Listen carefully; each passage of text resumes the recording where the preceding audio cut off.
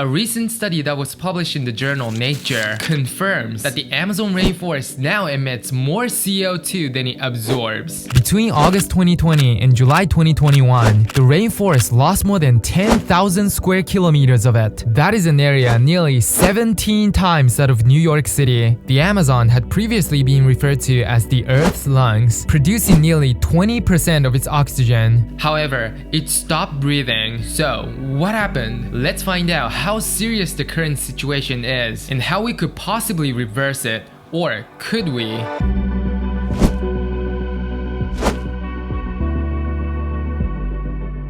Rainforests are extremely vital to the health of our planet. According to the World Bank, the Amazon hosts 40% of the world's remaining rainforest and 25% of its terrestrial biodiversity. It has taken in around 25% of carbon emissions from the use of fossil fuels since the 1960s. We had relied on the carbon sink to mitigate human-caused climate change for so long. But of course, despite how large nature seems to us humans, it has a limit. Luciana Gatti, a researcher at the Brazilian National Institute for Space Research who led the study, says that the budget for the Amazon is 0.3 billion tons of carbon per year. However, the study found that the emissions in the rainforest add up to 1.5 billion tons of CO2 a year. That is 20% more than it absorbed over the last decade, according to another recent study on Nature. And the 1 billion tons of CO2 left in the atmosphere is equivalent to the entire annual emissions of Japan, and we're now at a climate tipping point. So, how did we get here? What has been constantly stated by the world's largest organizations and institutions is that deforestation has been accelerated by fires deliberately set to clear land for beef and soy production. But why? As the human population exponentially increased over the past decades, the global demand for meat skyrocketed. Cattle ranching requires an enormous amount of land and plant protein to feed the cattle. So, Amazon's cattle ranchers started turning the rainforest into pastures and soybean farms by burning it. Gatti says that forest burning produces around 3 times more CO2 than the forest absorbs. Of course, the trees that absorb the carbon are lost, and this causes temperature rises, more severe droughts and heat waves, leading to uncontrolled wildfires. And this loop accelerates global warming. Harvard researcher Alexander Moore explained to Now This what data showed. The USDA's data for Brazilian beef production and exports and the Brazilian Space Agency's deforestation data have 91% correlation. According to Yale University's Global Forest Atlas, cattle ranching is the leading driver of deforestation in all parts of the Amazon and is responsible for 80% of it. Now, why should we care? Well, back in the early 80s, English conservationist Norman Myers used the phrase the Hamburger Connection to explain how fast food chains in the United States were driving deforestation by importing tons of cheap beef from Central America. Today, Brazilian beef is exported mainly to Asia, making Brazil the second largest producer and the largest exporter of beef in the world. But the Western world hasn't solved the problem yet. According to an investigation by the TBIJ, the UK and EU imported over 3 billion euro worth of beef contaminated with Amazon deforestation over 5 years. And according to Statista, the US still imports more than $300 million of Brazilian beef every year. Soybeans are also a growing key driver of deforestation. According to data from UN Food and Agriculture Organization, well over 90% of all soybeans produced in the Amazon region are either used as feed for livestock domestically or exported for livestock productions. That includes pig, poultry and fish farming in developed countries and regions including the UK, EU, and Japan, and developing countries like China, or as cooking oil, which we can easily stop using. Meaning the majority of the soybeans, as a result of the massive deforestation, aren't even used to make products like tofu or soy milk for human consumption. And as almost all of them are genetically modified, they can't be used for human consumption in many countries in the first place. As WWF frankly says, demand for soy is closely connected to demand for beef and other animal proteins. So, as they make room for massive soybean farms for livestock feed, they now have to clear even more land to expand the area to relocate the cattle to and raise them. Since 2019, over 99% of deforestation is done illegally. So, deforestation is what made Brazil both the largest producer and exporter of soy in the world. According to New Scientist, last year, it was revealed that 20% of soya India, and at least 17% of beef exports to the EU were associated with illegal deforestation. Large US fast food chains and other food companies had pledged to stop raising livestock using soy and other items produced by deforestation. But according to Greenpeace, not a single company was able to succeed by 2019. So now you can see that our animal-heavy diet in the developed nations, supported by cheap Brazilian soy, is the leading driver of Amazon deforestation. In other words, our standard diet often comes at the expense of severe illegal deforestation.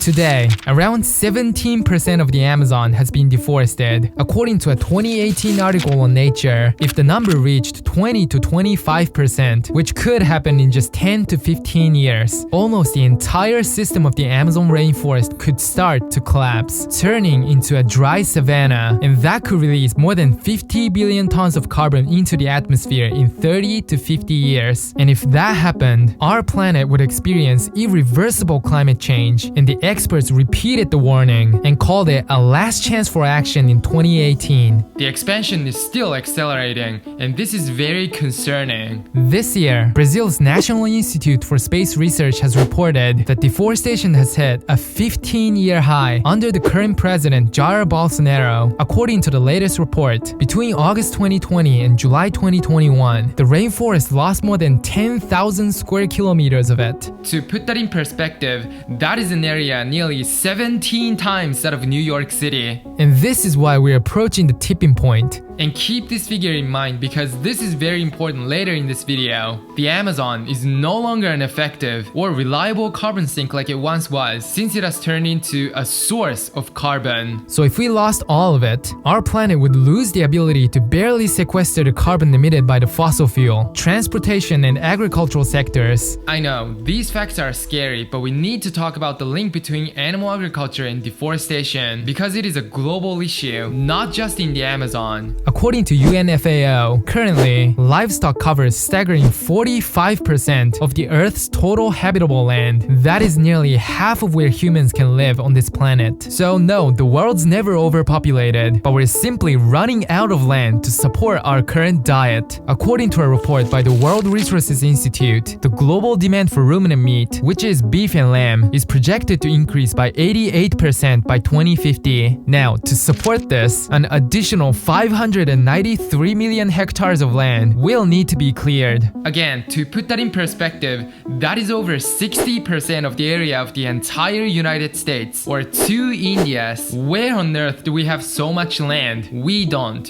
This is why we turn to forest. According to Scientific American, 80,000 acres of rainforest is destroyed, and on top of that, another 80,000 acres of it is significantly degraded every day. So that is nearly 2 football pitches of rainforest being destroyed by humans every second. And because of this, around 135 plant, insect and animal species are going extinct every day, or 50,000 species a year, as their habitats are being burned. Deforestation isn't only a major driver of climate change. Today, habitat loss by conversion of wildlands to agriculture is the greatest cause of species extinction. Now, it is not too late to prevent irreversible climate change, as the Amazon is still sequestering some carbon, but drastic changes need to take place. Greenpeace says that limiting global warming to below 1.5 degrees Celsius, which is absolutely crucial in the next 8 years, requires dramatic reductions in meat and dairy consumption, along with crop-based biofuels and bioplastics. To be specific, brands and consumers need to replace 70% of the industrially produced milk, pork, beef, and poultry products with healthy and affordable plant-based foods in regions such as North America and Europe by 2030. As you can see, the Western developed countries are the largest consumers of beef, therefore largely responsible for the shift. According to WWF, beef is the top driver of deforestation in the world's tropical forests. So again, it's not just in the Amazon. The fastest and the most effective approach we can take is to leave meat and dairy off our dinner tables, as the Brazilian soy is used to produce almost almost all other kinds of animal foods. This chart from Nature shows, obviously a fully plant-based diet has the most powerful effect. It is estimated that 1/4 to 1/3 of the heat-trapping greenhouse gases are related to our food system. According to this study, food systems in a zero deforestation world that analyzed and compared 313 food systems for 2050, the highest greenhouse gas emissions were found in food systems focused on ruminant meat and milk. On the other hand, the lowest emissions were found in vegan diets. Globally, animal agriculture is responsible for 14.5% of all greenhouse gases according to the United Nations, exceeding that of the entire transportation system on Earth combined. The Amazon deforestation is also a serious human rights issue. The land defender Ariel Wewawau, my friend since I was a kid, was murdered for protecting the forest. The Amazonian indigenous people have territories that make up 23% of the Brazilian Amazon, and deforestation encroaches on land inhabited by over 300,000 people. According to Amnesty International, even in areas that are protected and where cattle ranching is prohibited, people have their rights violated or even killed. According to the report Defending Tomorrow by Global Witness, in 2019, 33 were murdered in the region for attempting to protect their land. Almost 90% of the recorded killings in Brazil were in the Amazon. Time says, indigenous people are disproportionately killed for their environmental activism, making up 40% of deaths worldwide. This is absolutely sickening. So the indigenous people are at a risk of losing their homes and lives for the sake of cheap hamburgers and other products like palm oil that developed countries unnecessarily consume and that require the indigenous people's natural resources to produce. The campaigner of Global Witness says that many of the world's worst environmental and human rights abuses are driven by the exploitation of natural resources and corruption in the global political and economic system. So, what is the Brazilian government doing to combat this environmental and human rights crisis? At COP26 UN Climate Change Conference, which took place in Glasgow, UK last month, the Brazilian representatives provided data showing a slight decline of deforestation rate as evidence the government was getting illegal deforestation under control and signed a pledge to end deforestation by 2030. However, it was later revealed that Brazil's National Institute for Space Research released a report that showed that deforestation was in fact rising in each of the last 4 cycles and had hit a 15-year high 4 days before the summit began, and the Minister of the Environment was not aware of the numbers? There was no way, as Climate Observatory commented, the government went to COP26 knowing the deforestation data and hid it. And WWF Brazil explained that this showed the real Brazil that the Bolsonaro government tries to hide with imaginary discourses and greenwashing efforts abroad. If you still aren't convinced yet, Bolsonaro is the man who weakened environmental law enforcement and reignited deforestation in 2019, and according to Human Rights Watch, effectively encouraged criminal networks that drive deforestation and that use threats and violence against forest defenders, including the indigenous community. So the leaders are the ones valuing the country's profit over the lives of its people, and we don't have another decade to spare on avoiding the climate tipping point. And certainly, we cannot rely on the government, which made environmental destruction its public policy, to combat it. So, major changes to the global food system and consumer choices need to take place in order to protect the world's rainforests, biodiversity, resources, our planet, and people from climate crisis, human rights violations, and further food and water crisis as the human population keeps increasing. The good news is, we have the power as consumers to influence supply and demand. Stop funding deforestation. Adopt a plant-based diet today. To learn more about how our diet affects the planet, watch one of my informational videos scientifically debunking a video that underestimates the environmental impact of animal agriculture. And I need your help as this is an urgent issue. Please don't forget to like and share this video with others to spread awareness and fuel the change. Thank you so much for watching. I'll see you in my next video.